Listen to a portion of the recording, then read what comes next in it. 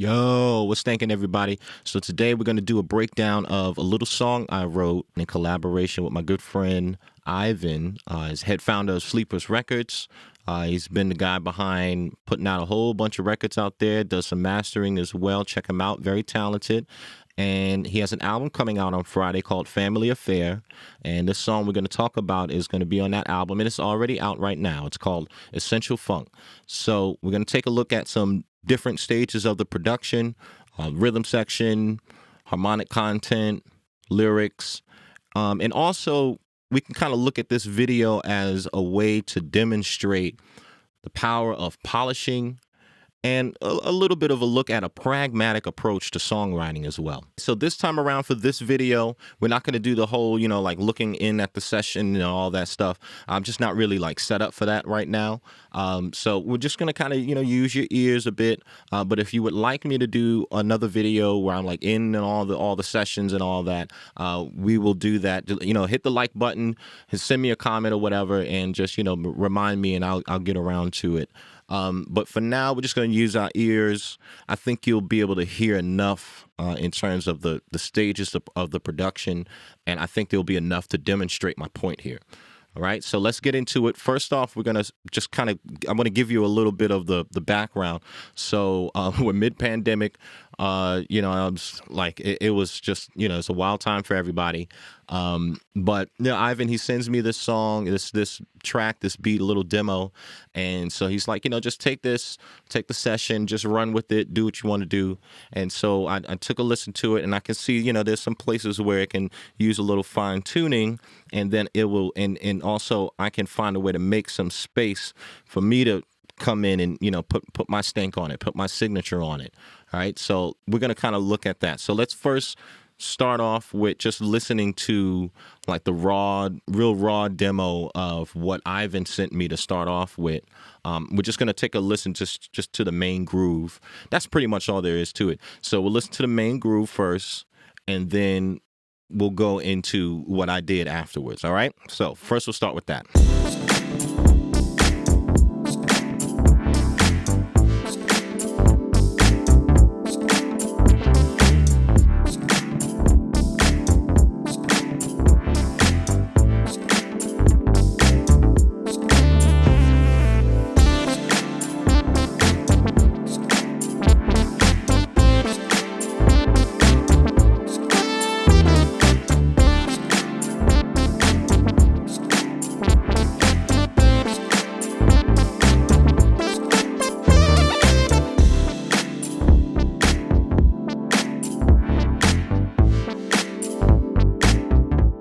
So when I got it for the first time, I took my listen, and so what I found here was that there was just some things about the groove, some things about the rhythm section that wasn't really gelling with each other. It wasn't talking with each other. And so I wanted to fine tune that. And so here was while I was kind of making my first decision on where do I want the gravity of the groove, how do I want that one to be accentuated in terms of what's going to give me the space for my writing or adding another part or something like that. And so my decision was to actually dial the swing back. There were some parts or some elements like the bass, the lead, like some of the lead solo parts, some elements were very swinging. It was really, had a lot of swing to it. And then there was some elements that didn't have a whole lot of swing to it, like the drums, for example. The drums were very straight, boom, right? Very Billie Jean-like, right? So real straight, real set. And so I decided to take all those things that was swinging a bit too much and then dial it back. So this is sort of a case where it's a less is more kind of thing, right? So so that was the first thing I did. And so I dialed the swing back on everything. And then I said, let me get rid of the solo stuff because I don't think I want to follow that melody. I want to find something else where I can, maybe find a different melody that I can kind of massage with or play around with and just give me my space to come up with something. So I got rid of the melodies, and then I just did some fine tuning with the rhythms in terms of the bass and some of the synths, and got that really just to line up nicely and get the gravity of all of the elements working together nicely, right? So let's take a little listen to sort of the first initial polishing stages that I did here, all right?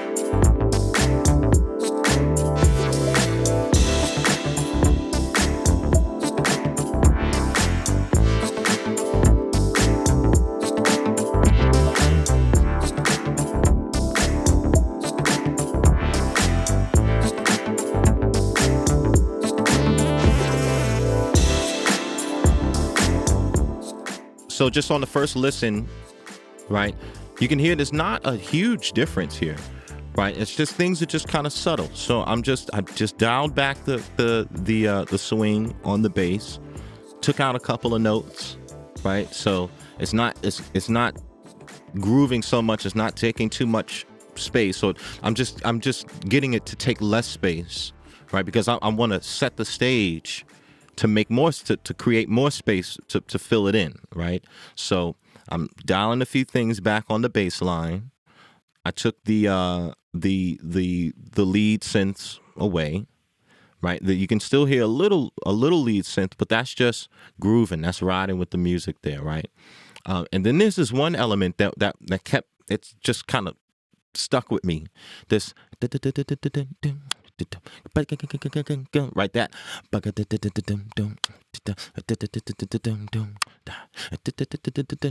and that kind of just, I don't know, it just kind of grew on me a little bit. I added a couple of things on the rhythm as well, very, very, very subtle. And so those creative decisions, those creative additions that I added was sort of the foundation, the impetus of what started to bring forth the melodies and the lyrics. Okay, everybody, so here we are. We're going to take a little look at some harmonic content, right? Chords, melodies. We're not going to get too deep into the weeds of it. I'm not going to go into so much technical stuff with notes and all that stuff. I just want you to, use your ears. I think the chord progressions are going to be obvious enough for you to feel the difference in each chord. You will hear the progression in terms of the melody and stuff like that. So I'm working with this much.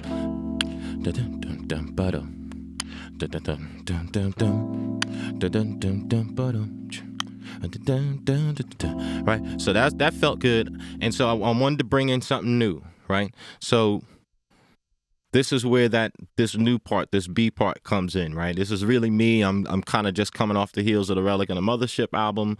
One of the last songs I really worked really in depth on was Wear My Shoes. A lot of chord, a lot of harmonic content in that song, and so I just wanted to just give a little some exciting moment here and open up a new space. So tell me if you ever get enough. I get enough of that essential funk.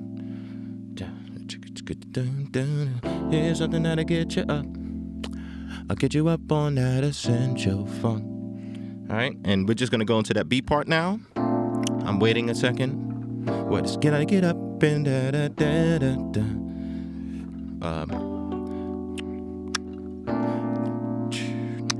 Said you gotta get up and turn your head on down. That you know is so essential. And then back to the, okay? Right, so basically what I wanted to do is just create a new space so that when we're coming back to that original part, it feels just that much more rewarding. And then when you're creating that new space, particularly with the type of harmonic content like this is very far away from the original, it allows you to add in new elements or, change some of the fundamental elements of the original production, and all of that. It just feels natural. It feels okay. It feels like the right thing to do. So that's the basic harmonic content to that. And then now we're going to go back and take a listen to to everything with that new part. Here we go.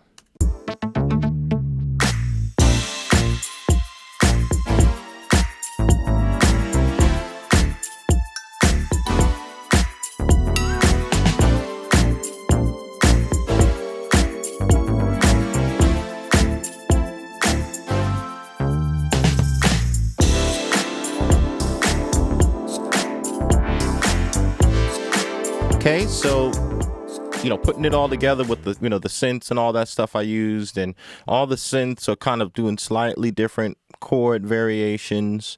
There's a couple of new elements in the rhythm, right? You can hear the the hell is that thing called? Hold on a second.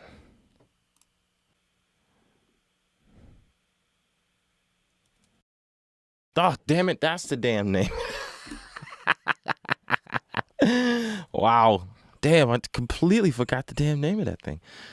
Flexatone. Okay. So, where was I? Oh, yeah. So, you can hear in the, in the rhythm section, there's some new elements in the percussion. There's a flexatone. There are something shaker, right? A little bit more action going on with the snare, right? Just some more exciting elements. So then, and you hear when it comes back to the original chords, right? It just feels good, right? It's like sitting in a chair or something like that, all right? Sitting in a nice couch, all right? So that's sort of the vibe that I wanted to create, right? In terms of creating that other spot. And it also gave an opportunity to throw a keyboard solo on there and just do it in a way so that it was kind of like taking you out of that groove or out of that mode, and then throwing you back in, right? So that was the whole idea of it, right? So we got the main part straightened out. We got the groove straightened out, threw a new part in there. Now we're trying to figure out the lyrics, right? I'm trying to figure out, how am I going to write a dance-oriented song in the middle of a health pandemic? I was in a particular state of mind, it's like April or something like that. I was not inspired at this time. So I tried to kind of set up some challenges, a set of challenges for myself, sort of a Socratic way of writing a song, kind of asking myself questions, some sort of internal questions to myself, and to kind of philosophically corner myself into coming up with a concept. And so the questions that I asked myself was, a time like this, what are the things that I feel like that I need the most? And what are the things that I feel like everybody who I may have things in common with, what do I feel like they need the most? So, the things, not just one thing, right? So, and music is one of them, right? Music is still, whether we're in a pandemic or war or whatever, music is still an essential part of civilization, right? And so, from my perspective, me, being a big fan of the funk sound and the genre and the movement and all that.